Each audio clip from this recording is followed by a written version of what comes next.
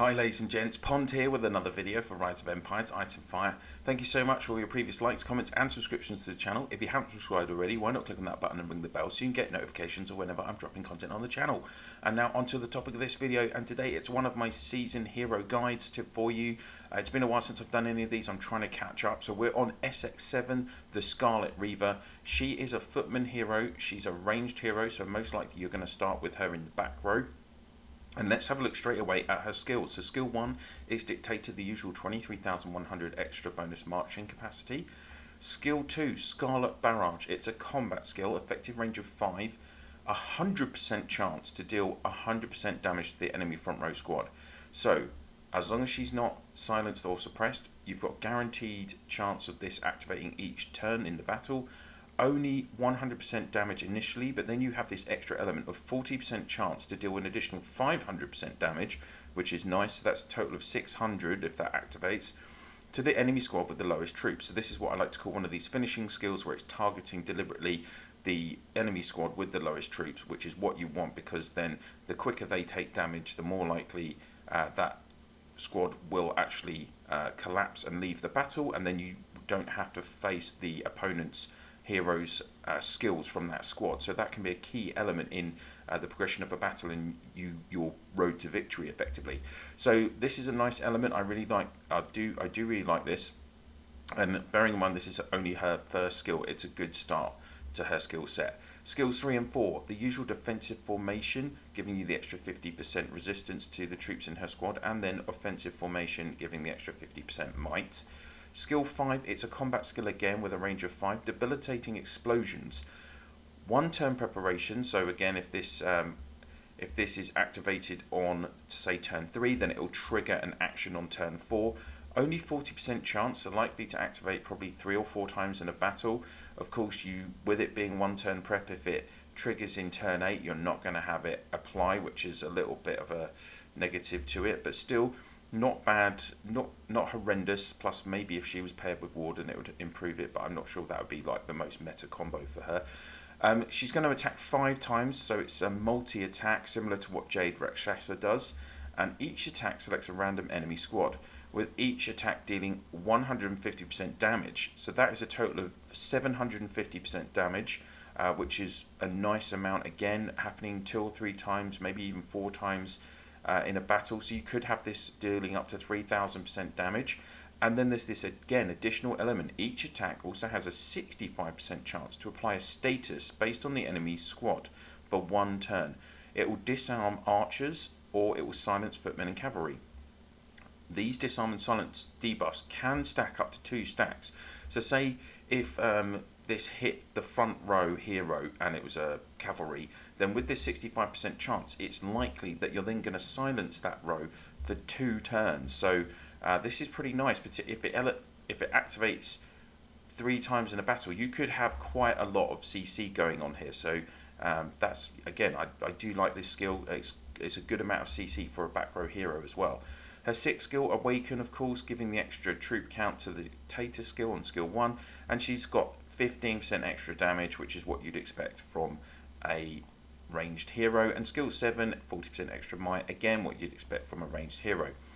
On to skill 8, Flames of Truth. It's a prep skill, so this is one of these pre-battle skills. It activates on turn 0, so then it's just active for the battle. And on turns 1, 4 and 7, it's going to set a burning status to 2 random enemy squads for 2 turns, dealing 150% damage on each turn. So that's 150% times 2 for the 2 random enemy squads, which is 300. And then it's actually activating 3 times in the battle, so for 6 turns. So that's 6 times 300%, so that's 1800% damage.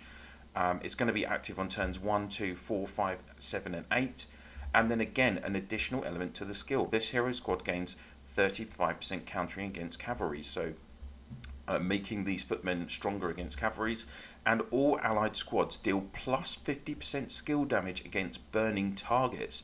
So for 6 turns in the battle, you're getting an extra 50% skill damage against your opponent. That is a very good buff for your troops, for your legion. So a very well-rounded hero with a lot of different. She's definitely a damage dealer, and she's helping buff your legion, and also She's got some debuffing elements to her with that CC. So without wasting any more time on her, let's go into a battle report from Heroes Duel this week and see her in action. So if we go into events. Now, in this combination, so we're currently in SX11, so one of the best combos that Scarlet can work in now is the mixed legion of Scarlet Reaver on the front row with Poison Master SX10 Archer Hero middle row, and then Healer SX10 Footman Hero back row.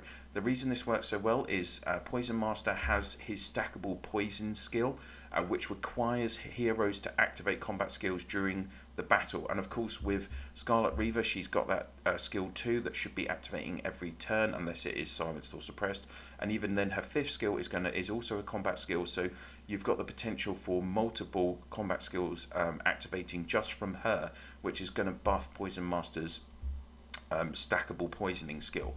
Also with Scarlet Reaver, so pairing her with Healer will give heal depending on a certain percentage, up to 40% of the damage total of the front row heroes dealt damage total. So obviously with Scarlet Reaver dealing so much damage, she should be getting quite a lot of healing from from Healer in that way. And L's fifth skill guarantees extra healing, plus she also deflects some of the damage that the front row hero takes. So it means that you can put these ranged heroes on the front row because the fact that they're not very tanky, they don't have this extra might or extra resistance or HP. It's not such of an issue when they're paired with L. So that's kind of one of the key combos as we go into SX10, when you get to SX10 with Scarlet Reaver.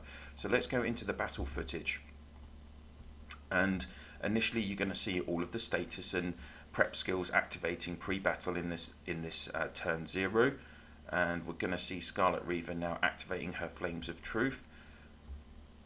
And this is setting the, there you go, fire attack damage for turns 1 and 2. So we see fire attack damage there on the first of the, don't forget, 2 squads. And then she's going to do Scarlet Barrage, which is just that 100% damage there. Then you're going to see the basic attack by her troops. And you would have seen also there's the fire attack for Warhammer. So Warhammer's the second squad that is taking fire attack.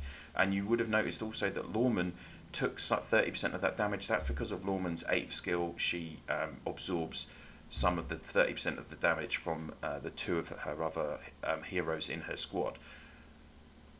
And then you would have seen, hopefully, that also Scarlet Reaver's 5th skill has activated there, the prep icon where you have the little hourglass. So that's going to activate on turn 2. So we're going to see this multi-attack on turn 2 as well. So there's the fire attack again for the second turn.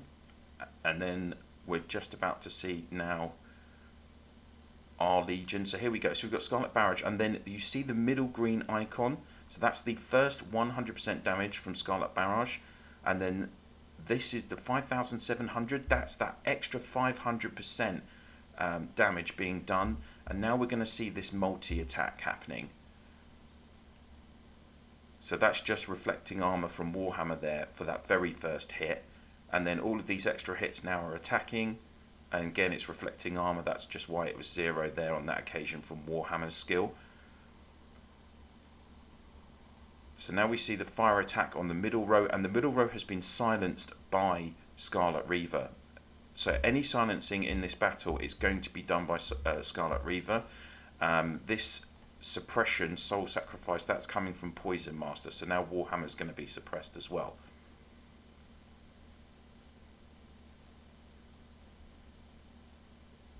So let's just speed up the battle footage a little bit now. So that's the key thing one of the key things to note with Scarlet Reaver is when you're getting that additional element to her skill. There we go, you're going to see it again. So that green sword, and here's this, so 4,200 damage. That's the extra 500% damage. So in the first, bearing in mind that's only, 40% chance. It has activated a couple of times in the first 3 turns already. And it's doing okay damage. I mean, if you get that 600%, it's around 6,000 kills, which is not bad when you consider this is Footmen. This is a mixed legion against cavalry, and Footmen against cavalry always struggle, remember. But of course, she's got that better countering ability from her 8th skill. So turn 3, we're not going to see any fire attack damage. But then turn 4, it activates again. And Lorman, you see, is still silenced from what happened in turn 2. Debilitating Explosions is just activating again. So that is going to then action on turn 5. There's the fire attack again. And Warhammer has been suppressed by Poison Master. And he's going to get suppressed again on the next turn by Poison Master. And you can see as well all of this healing that is going on from L. You see every turn healing light is activating. You're getting about 4,500 healing each turn from that. And here we go into turn 5. So we've got the fire attack. We've got Scarlet Barrage, just the normal 100% damage there. And now we're going to see the 5 hits. So, and you can see it is a fair amount of damage. 1,700, 1,900, 1,900. And Lorman was actually attacked 4 times there. So it's highly likely Lorman is going to be silenced. So Warhammer got silenced there. And I would expect when we get to turn 6, we're going to see that Lorman was silenced, is going to be silenced as well, because she got hit 4 times and it's 65% chance for these debuffs to activate. There you go, she was silenced. Scarlet Barrage again on turn 6, but just that again, 100% damage. But at least with the stackable debuffs, you see again, Warhammer has been silenced as well. So it's just the only kind of the only kind of criticism I have about Reaver is just, on turns 3 and turn 6, you're not getting quite so much going on. And there you go, we've got the extra 500% damage from skill 2 again. But it's only going to so that's going to finish off Lorman. And as I said, now you're only up against Warhammer and Avalanche, so you're not getting any healing from this combo. You already were getting reduced healing anyway. The problem with having Lorman with Warhammer is Warhammer reduces Lorman's healing by 25% anyway, and then Poison Master's 5th skill also reduces your opponent's healing. So that's why in this battle we've seen Lorman hardly healing at all, but you're still getting a decent amount of healing for part of the battle from L, even against Warhammer. And then this is the final turn, one more lot of Scarlet Barrage.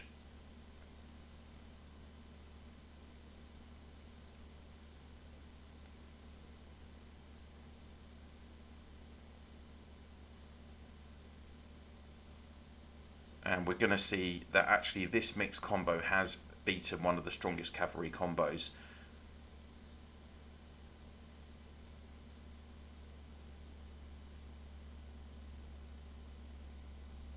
So no healing from L there because of Warhammer reducing the healing by 100%. So there we go, guys. That is a battle video with Scarlet Reaver's skills in action. So I hope you have a better understanding of what she's going to do for you in a battle now. And let's just talk about her, the combos, well, where you're going to want to put her and the combos that she can work in. So initially, when she drops in SX7, for Footmen, you're most likely going to probably put her you would put her on the back row, and she's going to be behind either Liberator and Bleeding Steed or Scander, or she'll be behind Scander or Bleeding Steed and Scander. So Bleeding Steed, Scander, Scarlet, or Liberator, Scander, or Bleeding Steed, Scarlet. As we go on through, in terms of mixed legions, you're gonna probably, well, she can work with quite a few options because she's such a high damage dealer. You quite often see her, for instance, like she could work with Liberator, Hellfire, and then on the back row, Scarlet. I've seen her used, what else other combos is it? Oh yeah, she could go with Bleeding Steed, Army Scarlet. You can then go, as we get like further into the game, you're most likely going to use her. For instance, you could have Lawman, Fortune Teller Scarlet. You can use her when L comes out in SX10 in the combo that we saw. So it's Scarlet, Poison Master, L. That's very common. And then you can also use her for instead of having Poison Master in, if you don't have him in SX10, you could do, for instance, Scarlet L and then like another damage dealer in Avalanche, or for that cavalry damage dealer, or you could even put Hellfire in there. Those aren't like the most OP combinations. Definitely this Reaver, Poison Master, L healer combo is the best combo, as we've seen in this in that battle video, and just what I explained about the combinations. Into SX11 where we are now, you're going to use Reaver again with probably Aslan, Reaver, L. That's going to be a very strong combination that we're seeing. Just so much damage done by Aslan and Reaver. You're still getting some debuffing. Part of her, you could almost say she's got this element of support in her as well. So yeah, Aslan, Reaver, L is proving to be a very strong combination as well, particularly when you consider that Footmen are being strengthened by the Lofty Legion tech.